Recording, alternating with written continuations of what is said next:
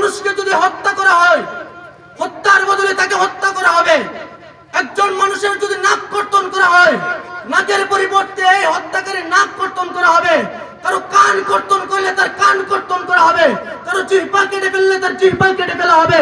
ইসলামী ইমারতের আদর্শ এবং নীতিমালা সবকিছু হচ্ছে এমনই, যখনই কোনো মুসলমানের গায়ে হাত তোলা হবে তখন তাকে সেই শাস্তি উপলব্ধি করতে হবে, তাকে সেই শাস্তি পেতে হবে।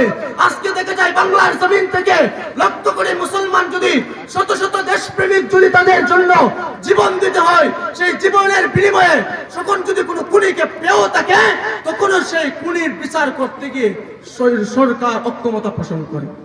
আজকে বাংলার জমিনের মধ্যে কওমি অঙ্গন থেকে শুরু করে স্কুল কলেজ ইউনিভার্সিটির ছাত্রগুলা তাদের জানগুলো দেশের জন্য কুরবান করে দিতেছে। হাজিরা তাদের জানগুলো নির্বাস্য প্রাণীদের কাছে, কুকুর জানোয়ারদের কাছে বিক্ষিপ্ত বিচ্ছিন্ন করে দিতেছে। সেই জানগুলোর বিনিময়ে সরকার এবং রাষ্ট্র কখনো দিতে পারে না। এমনকি ইসলামী ইমারতের মধ্যে যদি এমন কোন রূপরেখা দেখা দিত তখন তাদের পরবর্তী বিচার কার্যক্রম এভাবে সম্পন্ন হতো যে তাকে যেভাবে হত্যা করা হয়েছে তাকেও সেভাবে শুলিতে জোরানো হবে। আজকে হাদিরা মারা যায়, হাদিরা বিশ্ব থেকে বিদায় নেয়। বাংলাদেশের যদিও কিছু মানুষ অস্ত্র জড়াক্ষিপ্ত হয়, তাদের দৃষ্টিপাত করতে গিয়ে তাদের মনটা যদি একটু বেজার হয়, এই দেশের সরকার তার এই বিচার দিতে অক্ষমতা পোষণ করে। এই হাজিরা তো ছিল বর্তমান প্রজন্মের একজন উজ্জ্বল নক্ষত্র, মুসলিম উম্মার এক আদর্শ। যারা দেশপ্রেমিক দেখিয়ে, তারা দেশের প্রতি মহব্বত দেখিয়ে তারা ইহকাল ত্যাগ করেছে, কিন্তু তারা পরপারে চলে গেল। তারা এই কিয়ামত পর্যন্ত মুসলমানদের কাছে ইতিহাস হয়ে থাকবে, রাষ্ট্রের কাছে ইতিহাস হয়ে থাকবে, সকলের কাছে ইতিহাস হয়ে থাকবে। তারা হয়ে থাকবে আইকন আর আইডল, তারাই হয়ে থাকবে আদর্শ। শাহাদাতের প্লিহা পান করা মুসলিম উম্মার জন্য এক সুমিষ্ট পেয়ালা। এই শাহাদাতের পেয়ালা পান করতে গিয়ে ওমর ইবনে খাত্তাব আল্লাহর কাছে দোয়া করতেন, আল্লাহুম্মা রযুকনা শাহাদাতান ফি সাবিলি। ইয়া আল্লাহ, আপনি আমাকে এমন একটা মৃত্যু দিবেন যে মৃত্যুটা আপনার রাহে হবে, এমন একটা কুরবানি আমাকে দান করবেন যে কুরবানিটা একমাত্র আপনার সন্তুষ্টির জন্য হবে। ওমর ইবনে খাত্তাব রাদিয়াল্লাহু আনহুর দোয়া আল্লাহ তাআলা এমন ভাবে কবুল করেছিলেন।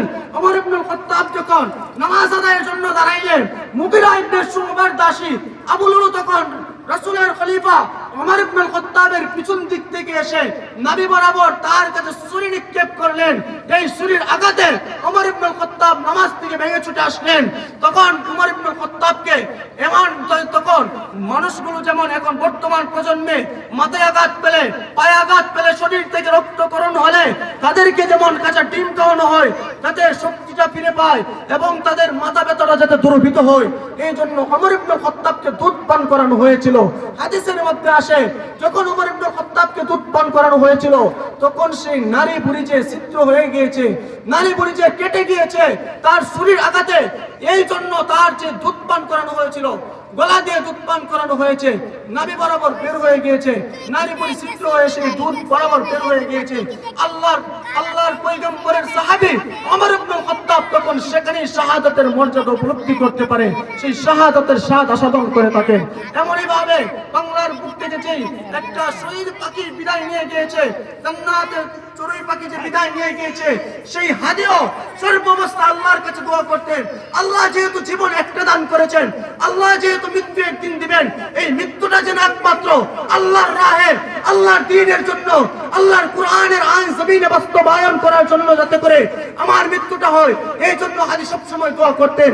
আল্লাহ তাআলা তার সেই দোয়াকে কবুল করে হাজারো মুসলিম উম্মাহকে এবং কোরআনের পাখিগুলোকে কাঁদিয়ে সকলের সন্তুষ্টি চিত্তে আল্লাহ তাআলা তার প্রতি রেজামন যেমন ভাবে পৌঁছায় দিলেন প্রতিটি অন্তরে অন্তরে, প্রতিটি হৃদয়ে হৃদয়ে।